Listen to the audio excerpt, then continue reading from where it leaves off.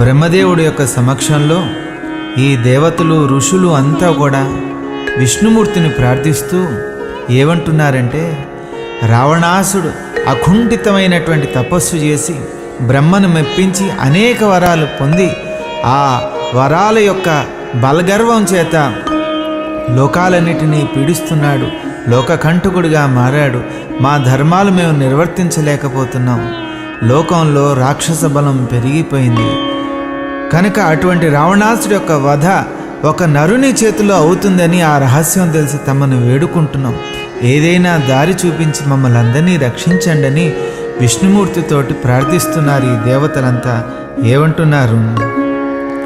దీర్ఘకాలము తపమునరిల్చి దశకంఠుడు బ్రహ్మను మేపిల్చి, దీర్ఘకాలము తపమునరిల్చి దశకంఠుడు బ్రహ్మను మేపిల్చి, ఏ ప్రాణి చేత మరణము లేని ఎన్నో వరములు పొందెను కాని, ఏ ప్రాణి చేత మరణము లేని ఎన్నో వరములు పొందెను కాని, నరుని గణిల్చుట అవమానమని వదలివేసెను నరుని అల్పుడని, నరుని గణిల్చుట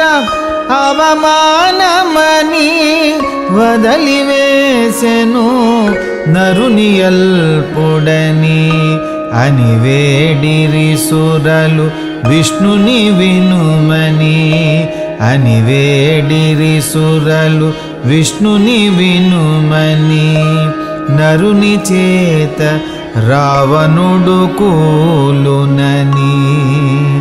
అంతేకాకుండా ఇంకేమంటున్నారంటే, పుత్రుల కొరకై దశరథ విభుడు పుత్రకామేష్టి చేయుచున్నాడు, పుత్రుల కొరకై దశరథ విభుడు పుత్రకామేష్టి చేయుచున్నాడు, అతనికి గలరు మూవురు భార్యలు కౌసల్య సుమిత్ర కైకలు, అతనికి గలరు మూరు భార్యలు కౌసల్య సుమిత్ర కైకలు, వారి గర్భముల నలుగురు సుతులుగా అవతరించుము అసురుల గోల్చగా, వారి గర్భముల నలుగురు సుతులుగా అవతరించుము అసురుల గోల్చగా, అని వేడిరి సురలు విష్ణుని వినుమని, అని వేడిరి సురలు విష్ణుని వినుమని, రావణ వధకు ఉపాయమిదేనని. ఎప్పుడైతే ఈ దేవతలు ఋషులు అంతా కూడా బ్రహ్మ సమక్షంలో విష్ణుమూర్తిని ప్రార్థిస్తున్నారు, త్రికాల జ్ఞానం కలిగినటువంటి వాడు, సృష్టి లయలు అన్నీ తెలిసినటువంటి వాడు, ఆయనకి తెలియనటువంటిది ఏముంటుంది? వెంటనే వీళ్ళందరితోటి ఒక శుభవార్త చెప్పాడు. నాకున్న శక్తి అంతా కూడా ఈ దివ్యపురుషుడికి ఇస్తున్నాను. ఈ దివ్యపురుషుడు అగ్నిగుండం నుంచి ప్రత్యక్షమై దశరథ మహారాజుకిచ్చి ఆ పాయసమును తన ముగ్గురు భార్యలకి పంచి ఇచ్చినట్లయితే నేను నలుగురు సుతులుగా వారి ఇంట్లో అవతరించదను, ఈ రాక్షసుల్ని వధించదనని ఆ దేవతలందరికీ అభయాన్నిచ్చి అదృశ్యమయ్యాడు. ఏం జరిగిందో తెలుసుకుందాం. భయము వీడుడు శుభమగు మీకు, నరుడుగనే జనిల్తు మీ కొరకు. భయము వీడుడు శుభమగు మీకు, నరుడుగనే జనిల్తు మీ కొరకు. దశరథునకునే నలుగురు సుతులుగా ఉద్భవిల్తుమీ కోరిక దీర్చగా దశరథునకునే నలుగురు సుతులుగా ఉద్భవిల్తుమీ కోరిక దీర్చగా రావణాదుల సంహరించదా సత్యధర్మముల సంరక్షించదా రావణాదుల సంహరించదా సత్యధర్మముల సంరక్షించదా అని విష్ణువు తన సంకల్పమును అని విష్ణువు తన సంకల్పమును సురలకు దెల్పి అదృశ్యుడాయను శ్రీ హనుమాను గురుదేవులు నాయద పలికిన సీతారామ కథ నే పలికద సీతారామ కథ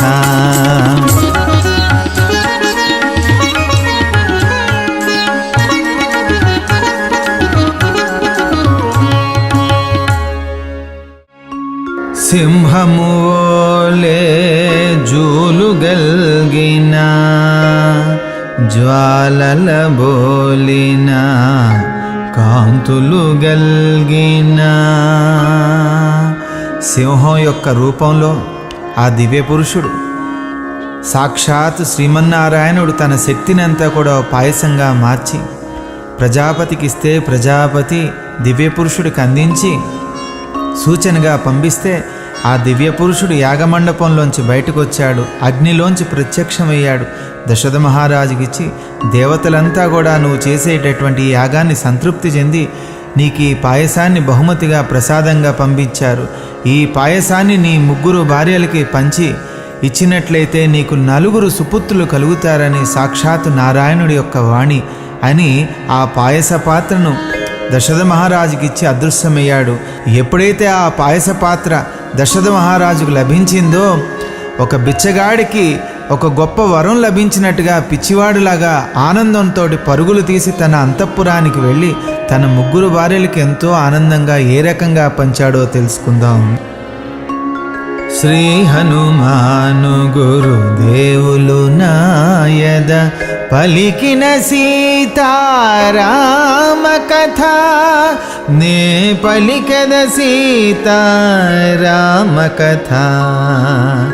సింహము ఓలే జూలుగల్గిన జ్వాలల బోలిన కాంతులు గల్గిన సింహము ఓలే జూలుగల్గిన జ్వాలల బోలిన కాంతులు గల్గిన మహోన్నతుడు మహాబలుడు మహాశూరుడు మహాతేజుడు మహోన్నతుడు మహాబలుడు మహాశూరుడు మహాతేజుడు రక్తాననుడు నీల శరీరుడు రక్తాంబరుడు సులక్షణ దేవుడు రక్తాననుడు నీల శరీరుడు రక్తాంబరుడు సులక్షణ దేవుడు దివ్య పురుషుడు అగ్నిగుండమున దివ్య పురుషుడు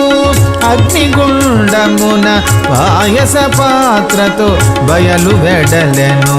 శ్రీ హనుమాను గురుదేవులు నాయద పలికిన సీతారామ కథ నే పలికద సీతారామ కథ.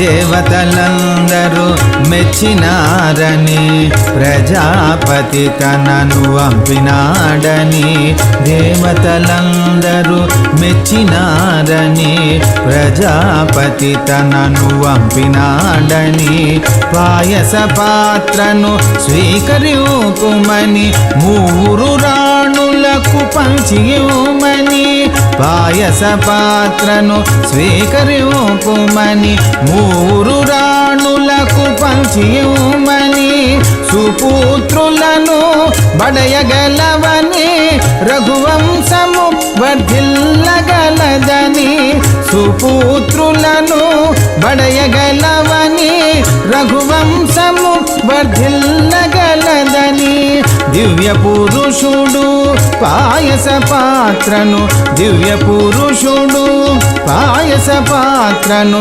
దశరథునకిడి అదృశ్యుడాయను శ్రీ హనుమాను గురుదేవులు నాయద పలికిన సీతారామ కథ నే పలికద సీతారామ కథ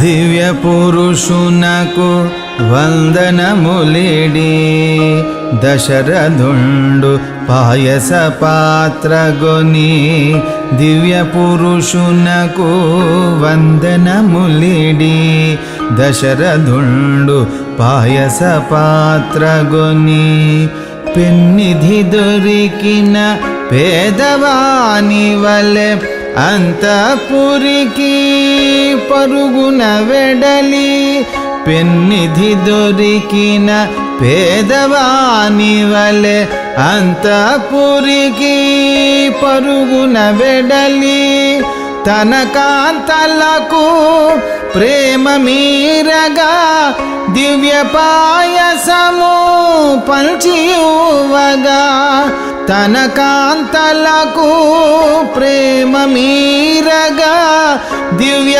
పాయసము పంచియువగా శరత్కాలపు పున్నమివోలే శరత్కాలపు పున్నమివోలే ఆనందముతో అంతిపురి వెలిగే.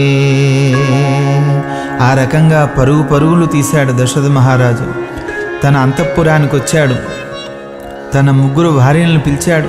ఆనందంతో ఎంత సంతోషంతో లెక్క లేకుండా లెక్క పెట్టకుండా ఆ పాయసాన్ని ఒక్కొక్కరికి ఎలా పంచుతున్నాడంటే పాయసములో కౌసల్యకు సగము మిగిలిన సగములో సగము సుమిత్రకు పాయసములో కౌసల్యకు సగము మిగిలిన సగములో సగము సుమిత్రకు ఆపై మిగిలిన దానిలో సగము చిన్న భార్య కైకేయి కొసగెను. ఆపై మిగిలిన దానిలో సగము చిన్న భార్య కైకేయి కొసగెను. చివరకు మిగిలిన పాయసమంతను యోచించుకొని సుమిత్ర కొసగెను. చివరకు మిగిలిన పాయసమంతను యోచించుకొని సుమిత్ర కొసగెను. దివ్య పాయసము రాణులు గ్రోలిరి దివ్య పాయసము రాణులు గ్రోలిరి దివ్య తేజముల ప్రకాశించిరి. శ్రీ హనుమాను గురుదేవులు నాయద పలికిన సీతారామ కథ నే పలికెద సీతారామ కథ. యథావిధిగా యాగము చేసి అతిథులందరినీ ప్రీతిగనంపి యథావిధిగా యాగము చేసి అతిథులందరినీ ప్రీతిగనంపి దశరథుండు తన పరివారముతో అయోధ్య చేరే ఆనందముతో. దశరథుండు తన పరివారముతో అయోధ్య చేరే ఆనందముతో. కొన్ని రోజులకు మూవురు రాణులు గర్భవతులైరి ముచ్చట తీరగా. కొన్ని రోజులకు మూవురు రాణులు గర్భవతులైరి ముచ్చట తీరగా. నవ్యకాంతులతో నెలలు నిండెను, నవ్యకాంతులతో నెలలు నిండెను. ఆనందముతో పురము పొంగెను. శ్రీ హనుమాను గురుదేవులు నాయద పలికిన సీతారామ కథ. నే పలికెద సీతారామ కథ.